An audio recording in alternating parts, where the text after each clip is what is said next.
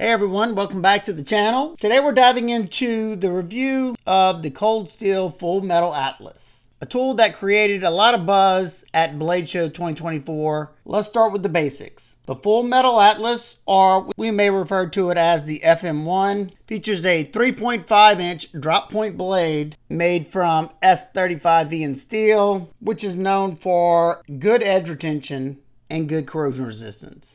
The blade comes with a nice stone wash finish, which should hide wear very well. And you have a excellent executed sharpening choil. You should be able to sharpen it all the way to about right here where my fingernail is. Pretty much the life of this knife before it'll start to widen up here at the heel.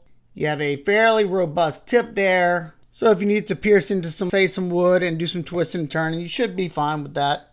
Your thumb studs stay out of the cutting path. And you have a mid-height flat grind on this one that came extremely sharp out of box. Let's see how it performs.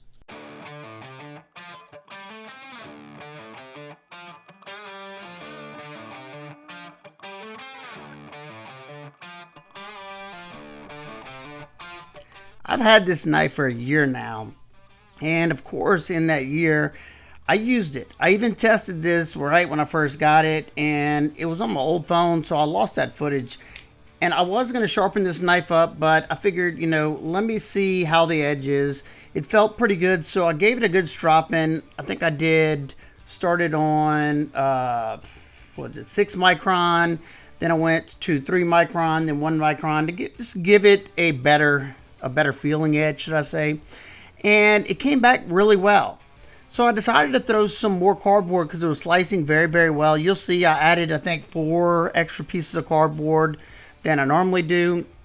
And I did it, like I said, because it was such a clean slicer, and it's not the thinnest behind the edge, but the thickness on the stock is around the 1/8 inch, and man, it just felt nice. So anytime I'm enjoying the way it's performing, a knife is performing, and I think it should be able to do well, I'll throw some extra stuff in there. But so far so good. The blade shape is pretty versatile, even though the tip is sitting a little above the center line of the pivot. It's got a gradual belly. It's not a swoopy belly toward the tip. So I'm expecting it to be pretty darn versatile. I also want to say I appreciate everybody who commented on the last couple of videos that they didn't like the new style. I was just trying to change things up, and I understand. A lot of people said they prefer my original approach to it, like off the cuff, after I do all the testing and stuff. And I watched them back. I agree with y'all. So thanks for the feedback, everybody who left a comment about the way the new videos are sounding. I just didn't want things to get stale and y'all not to enjoy it. So let's get back to the testing. So I do have, before I get back, I do have a few videos that I pre-recorded. So after those are done, this was the first one that went back to the original format, and I'll continue to do it after that. So get to the 1/2 inch sisal rope, and man, it is very, very nice. Now maybe the tip, maybe I didn't use the tip as much as I did the back portion, but like I said, I did do the testing, so I did use the tip for that stuff. One thing that I love about Cold Steels and their Taiwanese factory, they give you some excellent edges, and not just sharp edges. They're sharp and very aggressive edges, and that is so beneficial for everything that I cut, the fibrous materials, those things that tend to dull a blade out. Well, it was performing really nicely. You got the perfect amount of belly to do these cuts on a flat cutting surface. Now I will say the handle is thin. So doing this for a prolonged period of time, my wrists were starting to fatigue a little, because when it's thin like this, you have to pinch the handle a little bit harder so it doesn't want to twist in the hand at all. So that was really my only issue. Now, I don't think that's an issue for this knife, because going into this, it's a slim, sleek knife. And I think that's what's great about the knife. So as long as you're not wanting it as a hard use knife that you're going to be using for long periods of time, then I think you'll be perfectly fine. You may even be perfectly fine doing it long periods of time. For me though, it just really starts to fatigue my wrists and forearms rather quickly. But man, nothing gave this knife any trouble whatsoever. It performed outstanding. The only thing I wish Cold Steel would stop doing those dual-sided grinds on their bevels, edge bevels. Usually one's like several degrees smaller than the other. I forgot why they do that. They do perform great, but it's a pain to sharpen, especially on a fixed angle system like I do, so that's all. Now let's take a look at the deployment on this one. You have a thumb stud for deployment, and if you're a lefty, you can swap this around if you want the bigger portion right here. But the action, excellent. It is riding on washers, and it is broken in nicely. Once it's broken in, you can tune the action exactly how you like. I have mine kind of cranked down. It's still smooth once I release that lock, but I didn't want it to become a guillotine on my fingers just in case I unlocked it like this. I didn't want it to come flying over on my fingers. So you can adjust the tension on your pivot and get that exact action you're wanting. The thumb studs are comfortable. If you want to slow roll it, you can do that as well. And if you want to reverse flick off the little small portion of that thumb stud, you can do that also. Or you could just pull the lock back and deploy it like that. They all work really well, making it a fairly fidget-friendly knife, which is not something that you're commonly hearing with most Cold Steels, especially the ones with the triad lock. Now let's talk about the Atlas lock. They're proud of it for sure. You can see Cold Steel Atlas offers a level of security that's hard to beat.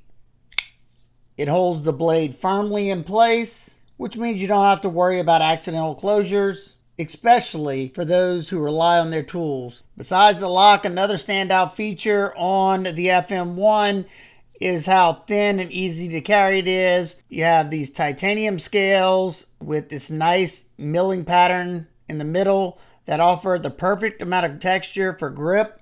It also helps keep the weight down to just 3.8 ounces. Pretty impressive once again for a Cold Steel. It reminds me a lot of the Cold Steel Airlight in the thinness department and its lightweight nature. So if you're looking for something lightweight, tough, and easy to carry, this knife fits the bill perfectly. Plus it comes with a reversible deep carry pocket clip, making this knife completely ambidextrous, since you have a reversible thumb stud and an ambidextrous lock. And when it comes to the toughness of this Atlas lock, I tested one of the first knives I did with the Atlas lock, and that's the Cold Steel Engage 3.5. I got it at Blade Show the year it came out, and I hard use tested that thing. I beat on it. At the end of my review, I even hammered it in a tree, one of those hard plastic mallets. I hammered it in a tree and stood on the knife, and it did not mess up anything. The lock's still strong, and it's gotten even smoother over time. So if you want to see how strong one of these Atlas locks can be, definitely go check that video out as well. And you could definitely use this knife hard, but I think this one's more intended as a EDC blade that if you had to use it hard, you could definitely do so. Now for some size comparisons, as you can see, it's just a little smaller than both the Cold Steel American Lawman and the Cold Steel Airlight. It's just a hair smaller than the Spyderco PM2, and it's a good bit bigger than the Para 3. And it's right in the middle of the Ontario Rat 1 and 2. And it's just about identical in length to the Spyderco Manix 2 and the Kumu Chad. And it's very similar in length to the Civivi Vision FG and the EMP EDC Nimble X. Lastly, it's a good bit smaller than the Cold Steel Code 4 and the Cold Steel Ultimate Hunter.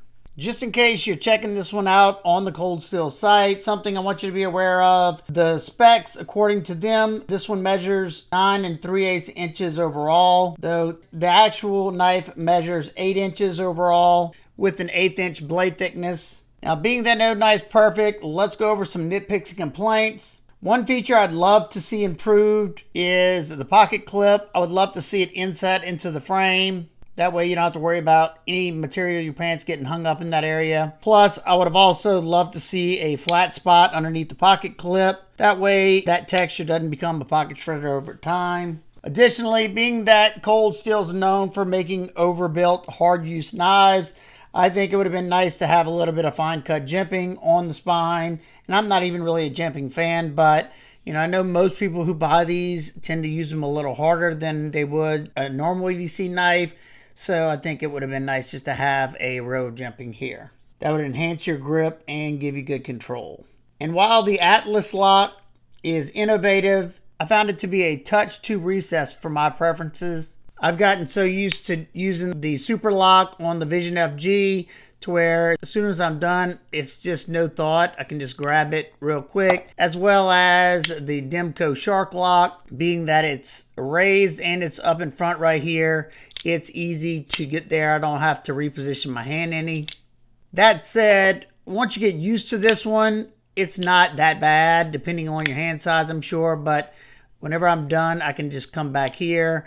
It's not as comfortable to disengage as these two locks, but it's not terrible to where it'd be a deal breaker for me. All in all, the Cold Steel Full Metal Atlas, or FM1, is a fantastic folding knife. It's lightweight, stylish. I really hope they consider making more variants and styles in the future. Don't get me wrong, I love Cold Steel's overbuilt, over-the-top knives, but it's nice to have one like this that's easy to carry with you every day, and it looks very nice as well, while still being an incredibly tough knife. If you're interested in picking one of these up, I will have it linked down below in the description. And if you enjoyed this review or found it helpful, don't forget to like and subscribe for more in-depth knife and gear reviews. I have tons of other videos on premium and budget folding knives, as well as a bunch of EDC fixed blade content, both budget and premium as well, if you'd like to check one of those out. Have you tried a Cold Steel with the Atlas lock yet? If so, what are your thoughts? Let me know in the comments below. Thanks for watching, everyone. Until next time, keep those blades sharp, smile more.